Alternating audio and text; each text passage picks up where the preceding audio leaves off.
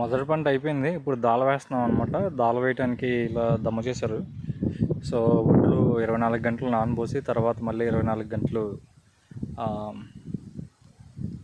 ఇదేంటి గడ్డిలో ఆరబోస్తారు. అంటే నేను ప్రస్తుతం వ్యవసాయం నేర్చుకుంటున్నాను.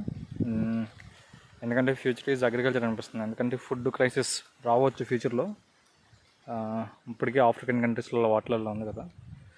సో ఎలా ఏంటి అని అనుకుంటున్నాను. ఇది ఫస్ట్ రోటావెటర్ సంథింగ్ ఇది అంటారు. దాంతో లెవెల్ చేయించేస్తారన్నమాట. ఆ లెవెల్ చేయించి ఇలా తర్వాత మళ్ళీ దమ్ము చేయించారు మా నాన్నగారు. దమ్ము చేసిన తర్వాత నీళ్ళు పెట్టి ఉంచారు. నీళ్ళు పెట్టి ఇప్పుడు ఇంకొక 2 డేస్లో సాటర్డేకి ఇది దీన్ని ఏమంటామంటే నాకు నేమ్ గుర్తురావట్లేదు.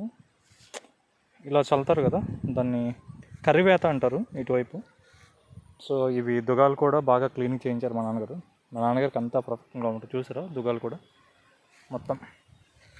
కాకపోతే నాకేంటంటే ఇక్కడి నుంచి ఆ చివరికి వెళ్ళడానికి భయం నాకు.